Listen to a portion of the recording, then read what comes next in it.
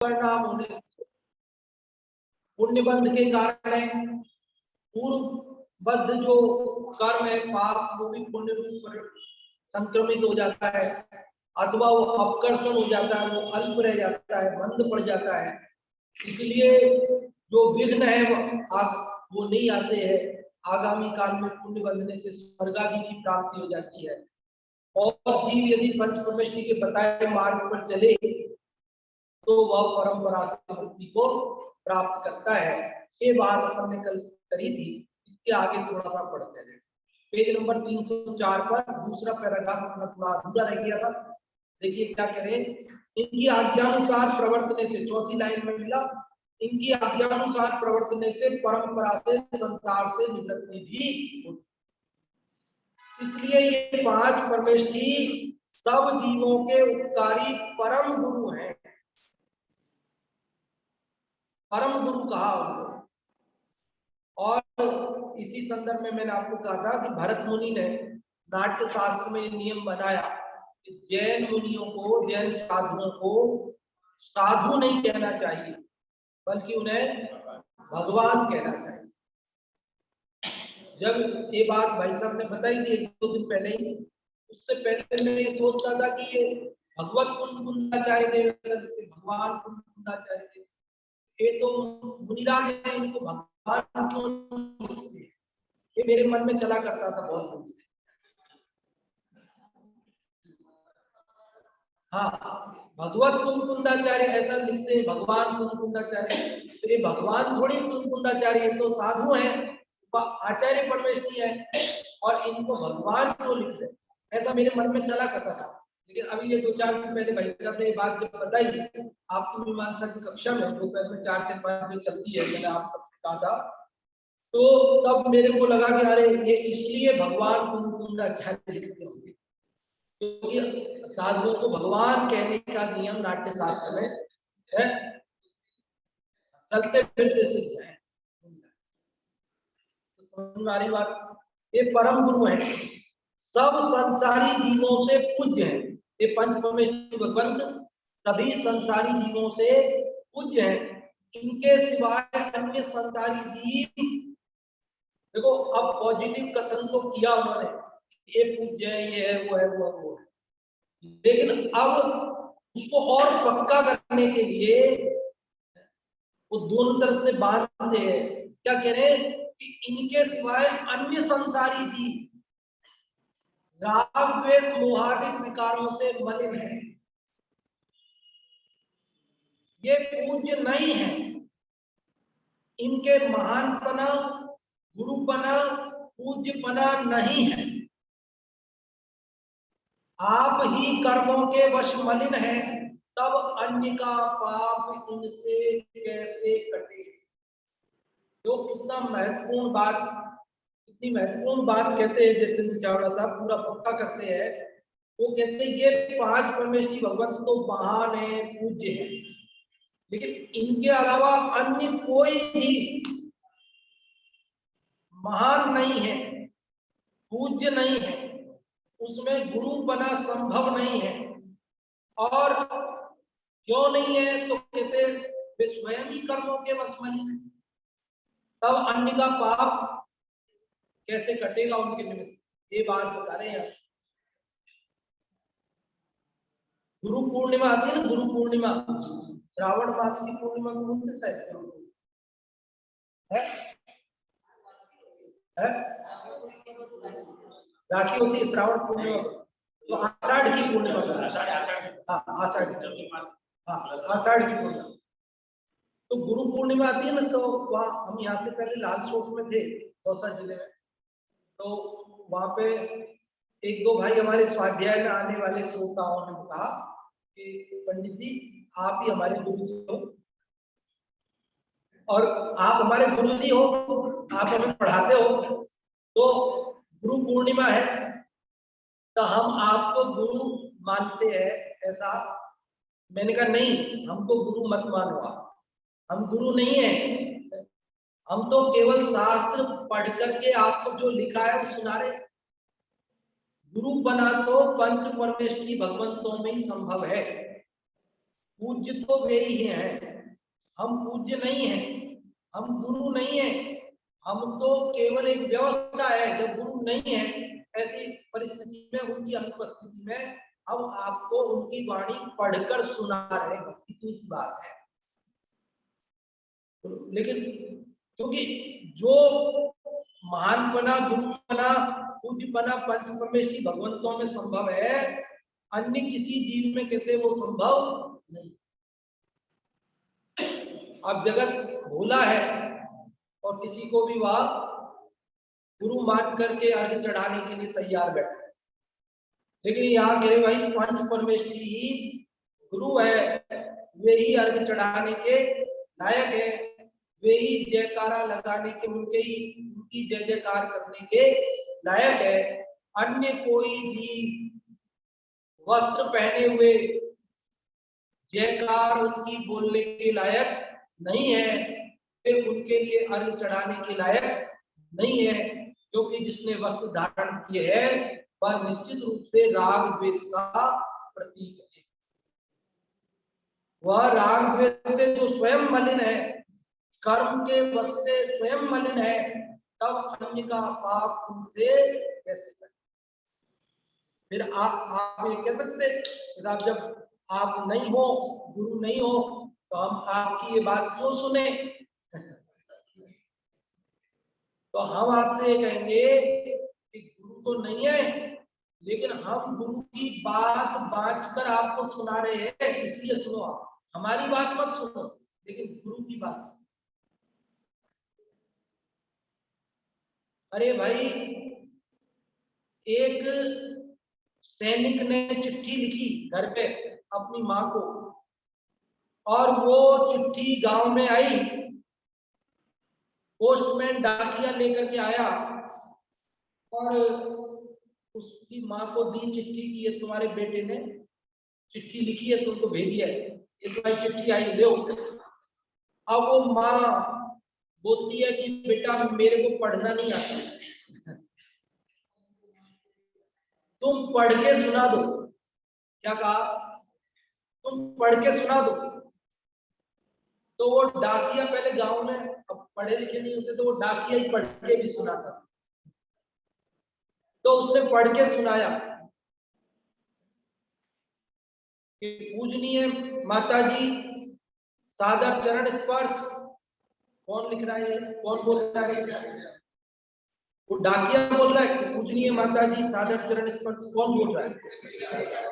बेटा बोल रहा है। कहाँ बोल रहा है? बेटा तो वहां हजारों किलोमीटर दूर सियाचिन ग्लेशियर के वहां घाटी में ड्यूटी लगी हुई। ये डाकिया तो बोल रहा है। ये डाकिया केवल चिट्ठी बांच के सुना रहा है, पढ़ के सुना रहा है, लेकिन उसमें एक शब्द भी उस डाकिये का नहीं है। सारे शब्द किसके हैं? बेटे के। तो उसी प्रकार ये वाणी है ना, ये अनंत भगवान की वाणी है, ये पंच परमेष्ठी भगवंतों का उपदेश है। हम तो उनकी चिट्ठी को केवल आपको पढ़कर सुना रहे। डाकिया है, पोस्टमैन है हम लोग।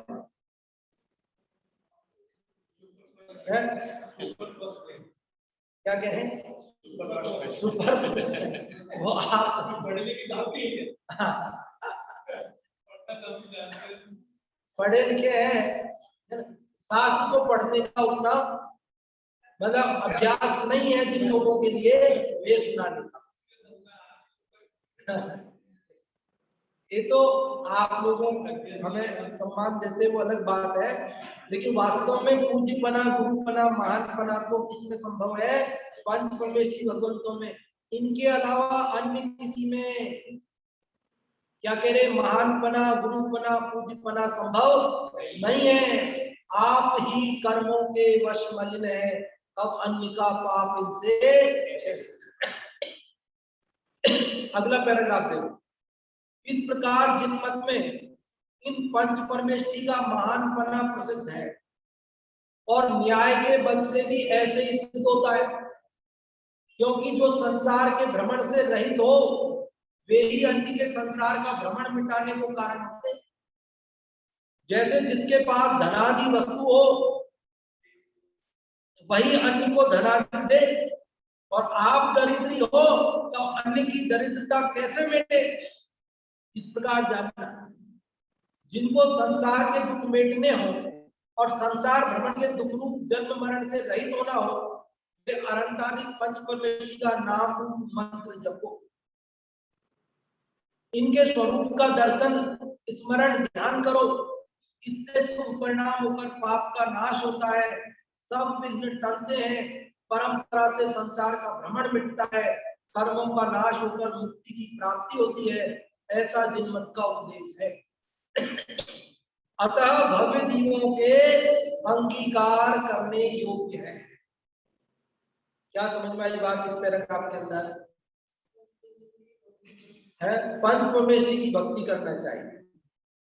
क्यों करना चाहिए? क्योंकि ये महान है, पूज्य है, क्योंकि इनके न्याय के बल से भी ये महान सिद्ध होते हैं, क्योंकि संसार के परिभ्रमण से जो रहित हो वही अन्य के संसार का परिभ्रमण मिटा सकता है।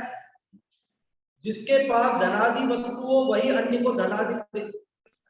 जो खुद ड्राइविंग ना जानता हो दूसरे को ड्राइविंग कैसे सिखाएगा? जो खुद टेलरिंग ना जानता हो वो दूसरों को टेलरिंग कैसे सिखाएगा? जो खुद पेंटिंग ना जानता हो दूसरों को पेंटिंग कैसे सिखाएगा? जो खुद कंप्यूटर चलाना न जानता हो वो दूसरों को कंप्यूटर चलाना कैसे सिखाएगा? ऐसे ही जिसने स्वयं संसार परिभ्रमण का नाश नहीं किया वह अन्य जीवों को संसार परिभ्रमण का उपाय कैसे? जैसे जिसके पास धनादि वस्तु हो वही अन्य को धनादि दे, और जो स्वयं दरिद्री हो, जिसके पास धन नहीं हो, वो दूसरों को धन दे सकता है क्या? समय सार जी में दृष्टांत आता है, यह निरपति है, यह जानकर अर्थार्थी जन श्रद्धा करे, अनुचरण उसका ही करें, अति प्रीति से सेवा करें। ये पहले तो तुम ये जानो, तुमको पैसा चाहिए ना, तो पहले ये जानो पैसा किसके पास है। राजा के पास है, धनार्थी धनाढ़ धनवान व्यक्ति के पास है, पहले उसकी पहचान करो, उसकी श्रद्धा करो, उसका ज्ञान करो और उसकी प्रीति से सेवा करो, तो वो तुम्हें धन देगा। हाँ, अब मान लो जिसके पास धन है ही नहीं और हम उसकी सेवा करने लग जाए तो है ही नहीं, तो देगा कहां से?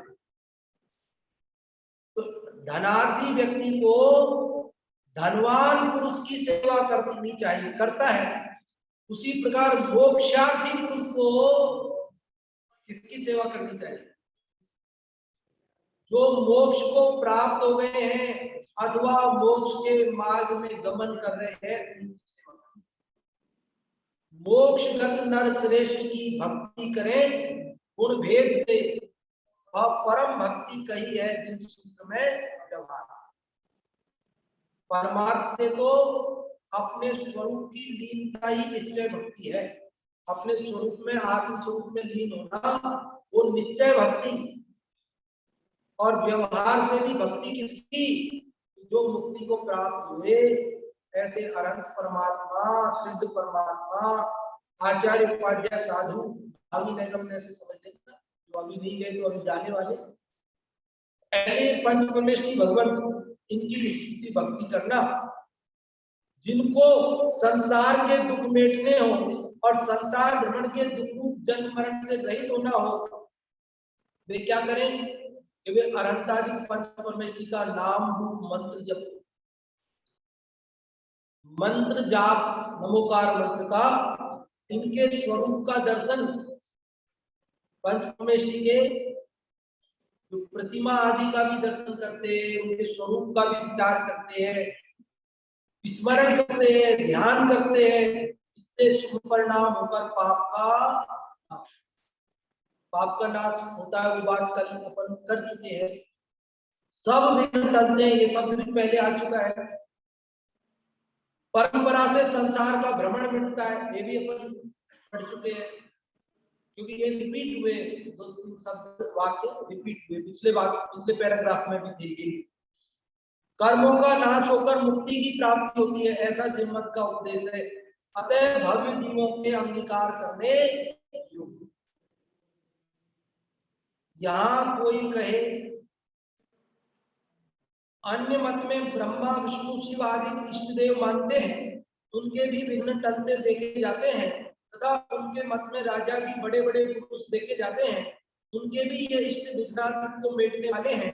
ऐसे ही तुम्हारे भी कहते हो, ऐसा क्यों कहते हो? यह पंच परमेष्ठी प्रधान है, अन्य नहीं है। प्रश्न खड़ा किया तो भाई सभी अपने अपने इष्ट देव को महान कहते, पूज्य कहते हैं, उनको गुरु कहते हैं, उनको पूज्य कहते हैं, और आप कह रहे हो पंच परमेष्ठी के अलावा अन्य कोई है नहीं। तो कहे ऐसा आप क्यों कह रहे हो, जब सभी मत वाले अपने अपने इष्ट को महान कहते हैं, पूज्य कहते हैं, और आप कह रहे हो पंच परमेष्ठी को, तो सबकी तरह आप भी कहो, कोई बात नहीं। लेकिन आप कह रहे हो पंच परमेष्ठी के अलावा अन्य कोई महान नहीं है, पूज्य नहीं है, तो क्या कारण है, ऐसा क्यों कह रहे हो? तो उसका उत्तर देते हैं। उसको कहते हैं, हे भाई, जीवों के दुख तो संसार भ्रमण का है। असली दुख क्या है? असली दुख तो चार गति में परिभ्रमण का है, संसार में जन्म मरण का है। और संसार भ्रमण के कारण क्या है? राग द्वेष मोहादि परिणाम तथा रागादिक वर्तमान में आकुलतामयी दुख स्वरूप है। ये रागादिक वर्तमान में भी आकुलता के दुख के कारण है, और आगामी काल में संसार परिभ्रमण के कारण है। और असली दुख संसार परिभ्रमण है। इसलिए ये ब्रह्मादि इष्टदेव कहे, ये तो रागादि तथा काम क्रोधादि युक्त हैं। अज्ञान तप के फल से कई जीव सब लोग में चमत्कार सहित राजादि बड़ा पद पाते हैं, उनको लोग बड़ा मानकर ब्रह्मादि भगवान कहने लग जाते हैं, और कहते हैं कि यह परमेश्वर ब्रह्मा का अवतार है। तो ऐसे मानने से तो कुछ मोक्ष मार्गी तथा मोक्ष रूप का नहीं है, संसार ही रहता है। ऐसे ही अन्य देव सब पद वाले जानने, वे आप ही रागादिक से दुख रूप है, जन्म मरण सहित है, वे पर का संसार दुख कैसे मेटेंगे? उनके मत में विघ्न का टलना और राजादिक बड़े पुरुष कहे जाते हैं, वहां तो उन जीवों के पहले शुभ कर्म बंधे थे, उनका फल है। पूर्व में पुण्य किया था, उसका फल है। पूर्व जन्म में किंचित शुभ परिणाम किया था, इसलिए पुण्य कर्म बंधा था। पूर्व में शुभ परिणाम किए, उससे पुण्य बंधा था। उसके उदय से कुछ विघ्न टलते हैं और राजादिक पद पाते हैं। वह तो पहले कुछ अज्ञान तप किया है, उसका फल है। यह तो पुण्य पाप रूप संसार की चेष्टा है, इसमें कुछ बड़ाई नहीं है। बड़ाई तो वह है जिससे संसार का भ्रमण मिटे, सो यह तो वितराग विज्ञान भावों से मिटेगा। इस वितराग विज्ञान भाव पंच परमेष्ठी है, यही संसार भ्रमण का दुख मिटाने में कारण। क्या करें? तो जगत में तो थोड़ा सा जिसके पुण्य का उदय हो, थोड़ा सा जो शक्तिशाली हो, थोड़ा सा जो धनवान हो, थोड़ा सा जिसका यश, जिसका नाम हो जाए, तो जगत उसे भगवान का अवतार कहने लगता है। क्या कहते हैं लोग उसको? वे भगवान का अवतार। हाँ, तो वो जो नाम मिला, बल मिला, प्रसिद्धि मिली, धन मिला, वो सब तो किससे मिला? पुण्य के उदय से। पूर्व में पुण्य किया था, उस पुण्य के उदय से वो इस जन्म में महान हो गया, और महान होने से उसको लोगों ने क्या मान लिया? भगवान। जबकि जब तक राग द्वेष मोह है, तब तक कोई भगवान कैसे हो सकता है? जैन दर्शन तो वीतरागी को ही भगवान मानता है। जैन दर्शन में तो राग द्वेष को दुख का कारण माना है, राग द्वेष को जन्म मरण को दुख का कारण माना है। जैन दर्शन तो ये कहता है कि जिसके जन्म मरण का अभाव हुआ हो, जिसके राग द्वेष का अभाव हुआ हो, वही महान है, वही पूज्य है, वही भगवान। जैन दर्शन तो यहाँ तक कहता है कि एक बार जो जन्म मरण का अभाव करके भगवान बन गए, वे पुनः अवतार धारण नहीं करते।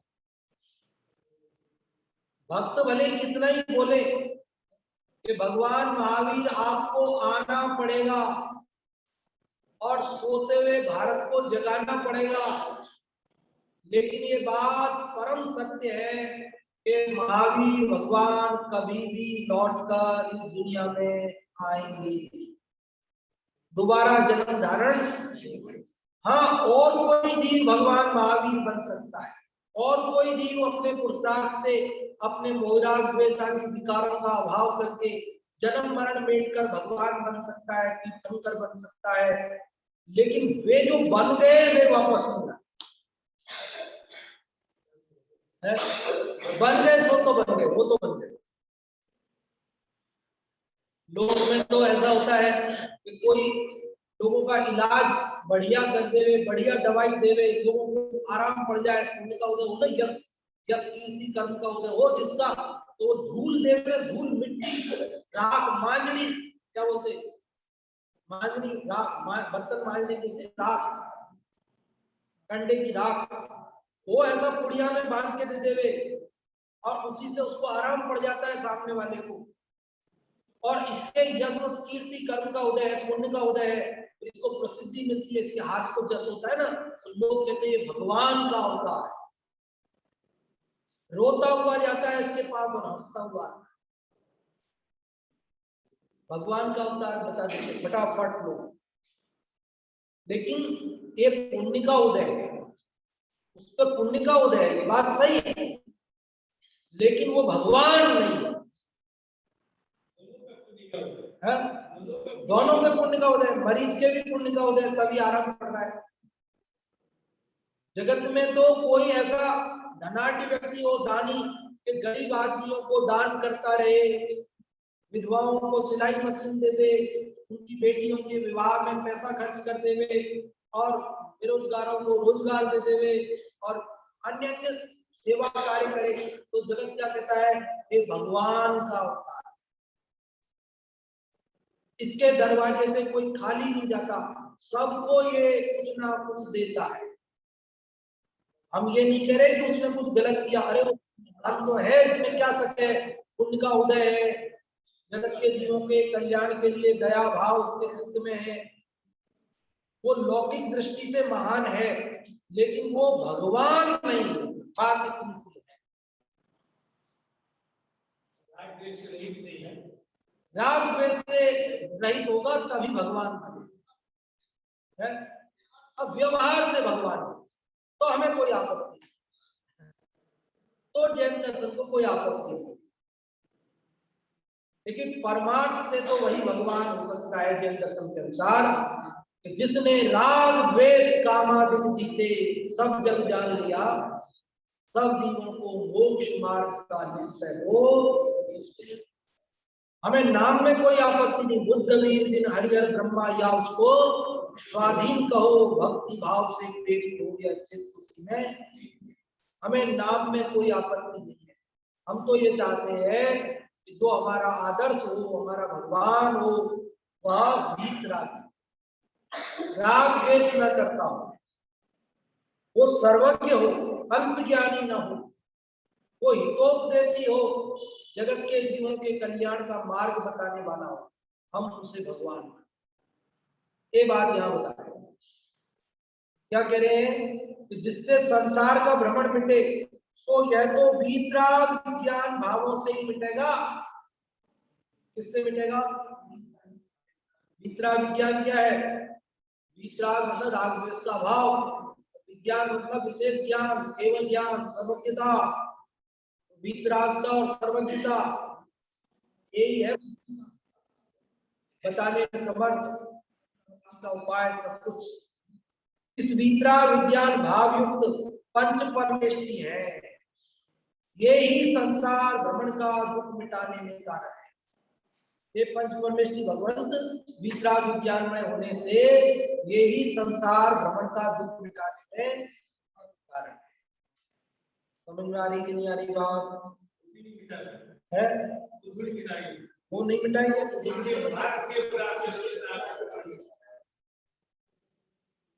जब आप उनके मार्ग पर चलकर अपना मेट लोगे तो ये कहने में आएगा पंच परमेष्ठी ने मिटा दिया। जब विद्यार्थी खुद पढ़कर मेहनत करके परीक्षा में पास हो जाएगा तो ये कहने में आएगा गुरु जी ने इसे पास करा दिया, मम्मी के आशीर्वाद से पास हो गया, ये कहने में आएगा। और वो विद्यार्थी स्वयं मेहनत करे नहीं होगा, लेकिन वो गुरु जी के बताए हुए अध्याय को पाठ को ढंग से पढ़ेगा, याद करेगा, स्वयं मेहनत करके परीक्षा में लिखकर आएगा तो पास होगा। और कहने में ये आएगा कि गुरु जी की वजह से पास हो, उसकी मेहनत इसमें गर्भित है, उसके अंदर गर्भित है। तो एक पंच परमेष्ठी भगवंत संसार भ्रमण का दुख मिटाने में कारण है, निमित्त कारण है, अधिकरण। अब पढ़ते अगला पैराग्राफ, अंतिम पैराग्राफ।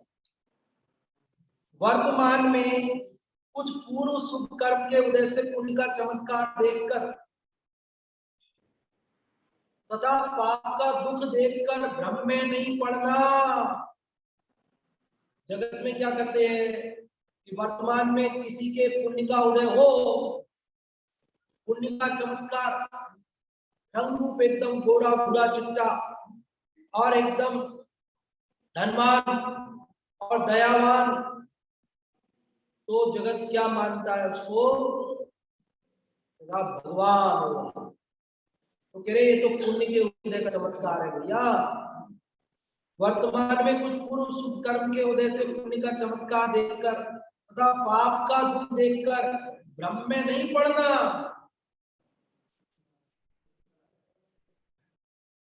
जगत तो ऐसे ही है भाई, जिससे थोड़ा सा कुछ प्रयोजन सध जाए तो उसे भगवान मानने से, कहने से नहीं छूटता।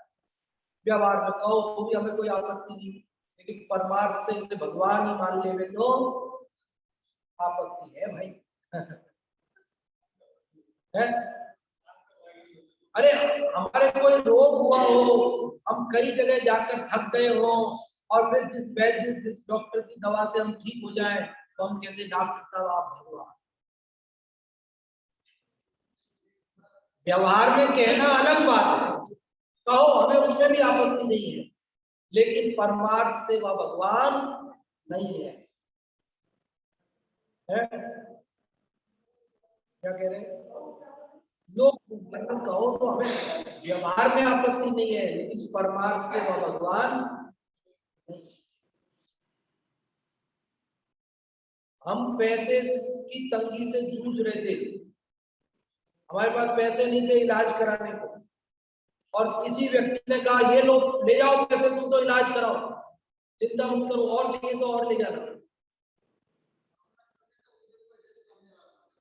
तो हम क्या कहते हैं, सेठ जी आप तो भगवान हो, मेरे लिए भगवान हो, आपको आप नहीं होते तो मेरा क्या होता? भाई उपकार मानो, व्यवहार में भले भगवान भी बोल दिया तो उसमें भी शब्द में हमें आपत्ति नहीं है, लेकिन परमार्थ से वो भगवान नहीं। हाँ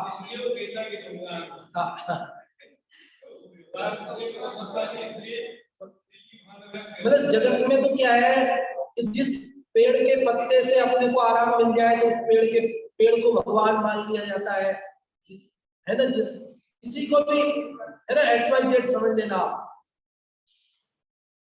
लेकिन यहाँ कह रहे जो वीतरागी हो, जिसके राग द्वेष का अभाव हो गया हो गया हो, या उस मार्ग पर आगे बढ़ गया हो, आंशिक रूप से भी वीतरागता जिसके अंदर प्रकट हुई हो, वही क्या है, पूज्य है। वर्तमान में कुछ पूर्व शुभ कर्म के उदय से पुण्य का चमत्कार देखकर तथा पाप का दुख देखकर भ्रम में नहीं पड़ना। पाप का दुख देख करके और पुण्य का चमत्कार देख करके जीव क्या करने लगते हैं, पुण्य का उदय देख, अब यही मोक्ष है। देखो आनंद में है तो पुण्य का उदय है, और पाप का उदय देख करके कहते हैं ये नरक है, बस यही नरक है। अरे ये नरक नहीं है, ये तो मनुष्य गति के ही दुख है। नरक देखना हो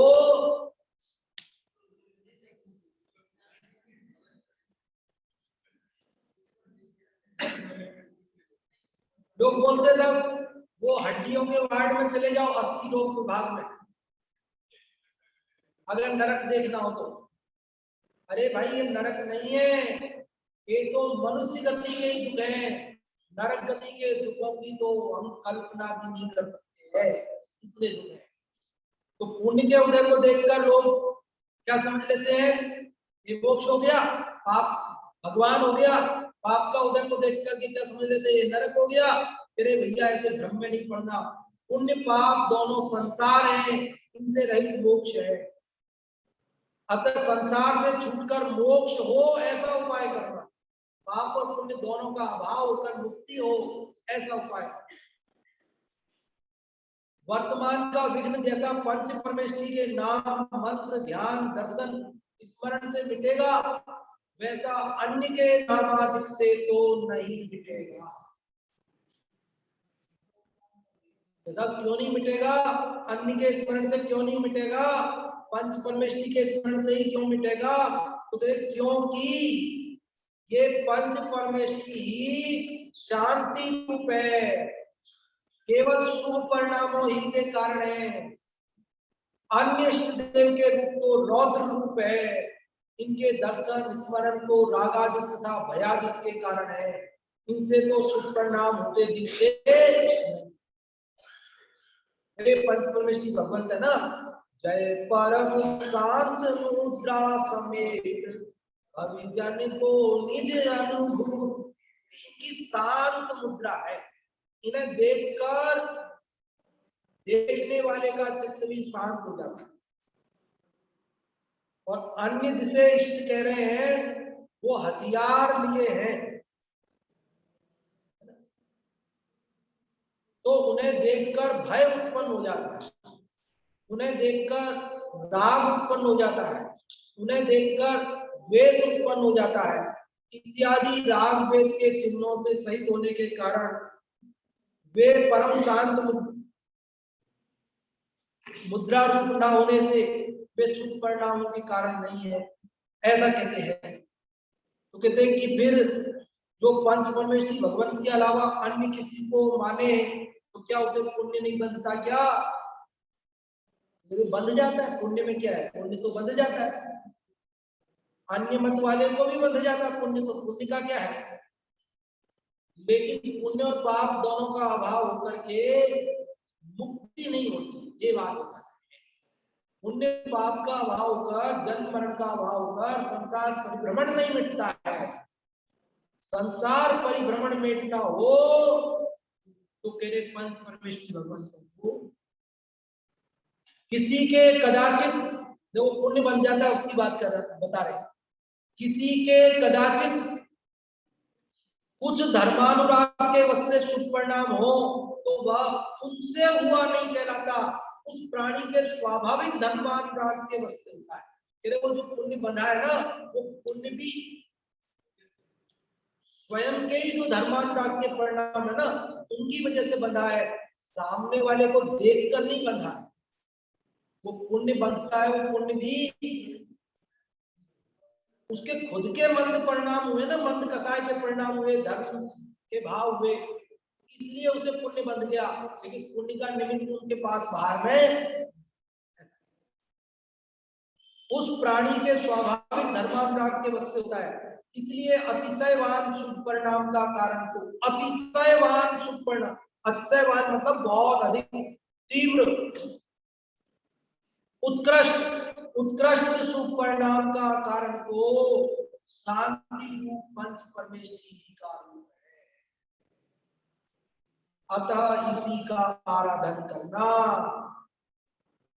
वृथा खोटी युक्ति सुनकर भ्रम में नहीं पड़ना, ऐसे जाने।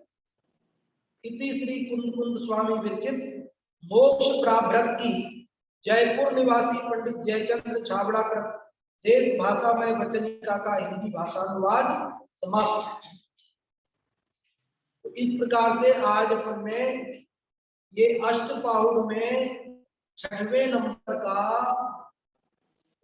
मोक्ष पाहुड़ जो कि 106 गाथाओं में निबद्ध है, वो गाथाओं को तो पढ़ लिया था हमने आज से 5 दिन पहले ही। उसके बाद 5 दिन अपन को ये भाषा वचनिका कार पंडित जयचंद्र छाबड़ा द्वारा जो 2 बिंदु यहाँ लिखे गए थे, एक तो मोक्ष पाहुड़ का सार और एक नमोकार मंत्र की महिमा, इन दोनों को अपन ने 2 और 3 दिन में 5 दिन में लगा करके यहाँ से जल्दी जल्दी पढ़ा है, द्रुत गति से रैपिड रीडिंग की है। ज्यादा विशेष अपन ने इसका नहीं कोई खुलासा किया, क्योंकि जो लिख रहा है वो सरल ही है, इसमें समझने जैसा कुछ खास है नहीं समझाने जैसा, फिर भी अपन ने संक्षेप में उनको पढ़ लिया है। और अब अपना जो 7वां इसमें पाहुड़ है, लिंग पाहुड़, वो चलेगा और वो अपन कल शुरू करेंगे। आज का समय अपना पूर्ण हो गया।